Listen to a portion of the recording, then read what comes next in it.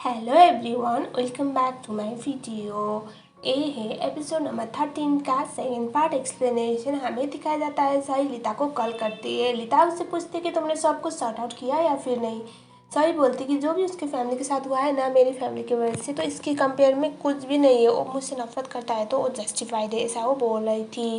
रीता बोलती कि तुम फिर से आपने आपको इतना छोटा दिखा रही हो, तो उसकी वजह से भी तुमने बहुत कुछ झेला, अब रहने दो, ऐसा वो बोलती है। और इसके बाद हमें दिखाया जाता है ऐसे फ्लावर के बीच में ऐसे बैठा हुआ था जो लोकेशन था ना, और सही भी वहाँ पर जाती है। और यहाँ पर वो बोलते हैं कि मुझे कल तक यहाँ पर रुकना पड़ेगा।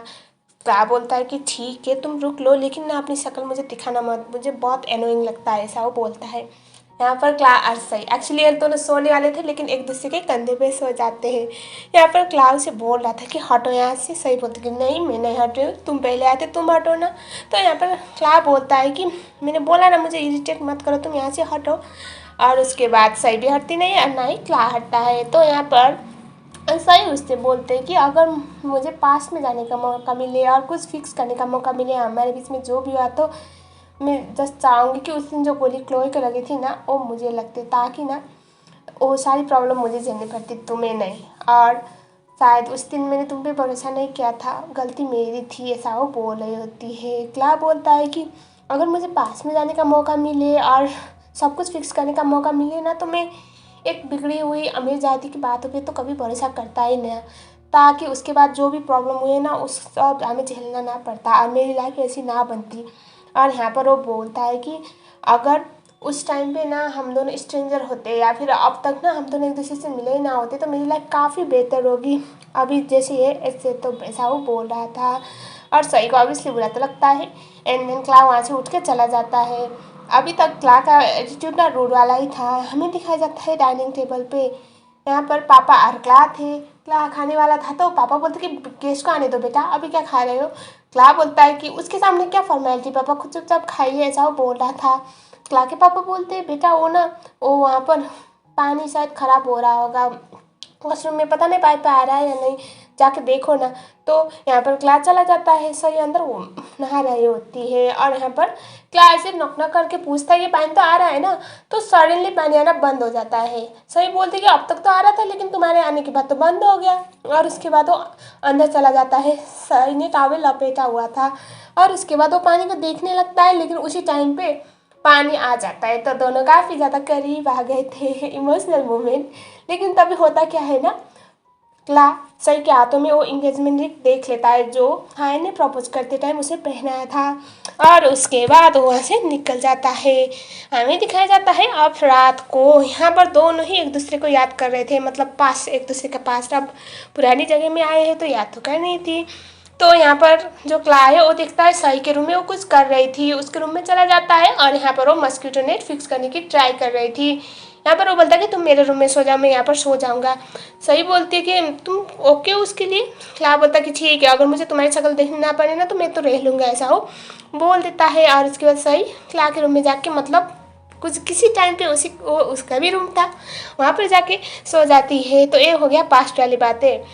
अब हम चलते हैं नेक्स्ट डे।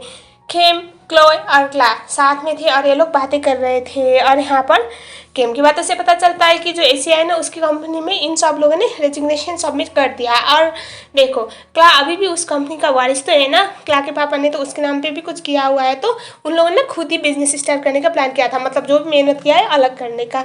और यहाँ पर क्लोए और केम ये सब बोले होते कि अगर तुम्हारी लाइफ में ना वो ना होती, स्पेशली क्लोए बोल रही थी कि सब कुछ तो ठीक ही चल रहा था, अगर वो मैट्रिमोनियल प्रॉपर्टीज वाली पंगा ना होता तो अब तक हम लोग वहाँ पर काम कर रहे होते। तुम्हारी लाइफ में ना सही बहुत अनलकी है, बहुत, उसकी वजह से इतना कुछ झेलना पड़ रहा है यार, अभी भी उसका साया तुम्हें छोड़ नहीं रहा, ऐसा वो बोल रही थी। सही पीछे पीछे आई हुई थी और वो सुन रही थी, उसे बहुत बुरा लगता है। यहाँ पर खेम बोलता है कि वो तो तुम्हारे लिए पनौती है, पता है अगर वो ना होती तो तुम कहीं और होते, आज हमारी लाइफ बहुत बेहतर होगी, ये सब बोल रहे थे।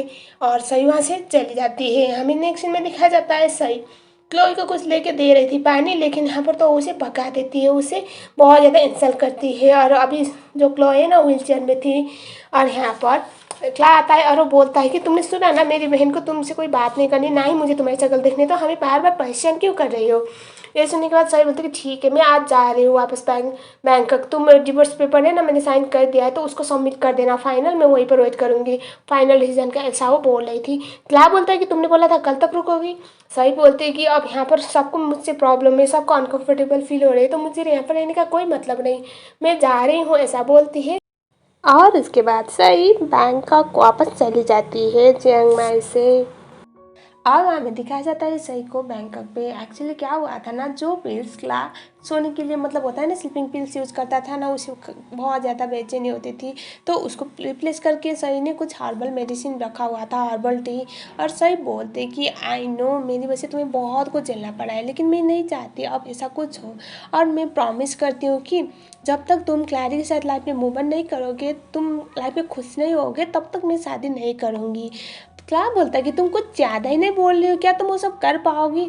तो सही बोलते कि हाँ मैंने डिसाइड कर लिया है, मैं 4 महीने तक वेट करूँगी, 4 महीने के बाद मेरी थाइन के साथ शादी है, और अगर उस टाइम तक तुम्हारी शादी क्लैरी से नहीं होगी ना तो मैं तुम्हारा इंतज़ार ज़रूर करूँगी, ऐसा वो बोलती है।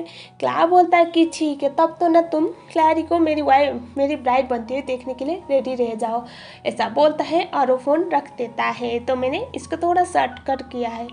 तो इतना था सेकेंड पार्ट। गाइस आपको ये ड्रामा कैसा लग रहा है मुझे कमेंट सेक्शन में ज़रूर बताना, और आपको इसमें सबसे बेस्ट कैरेक्टर कौन लग रहा है वो भी मुझे बताओ।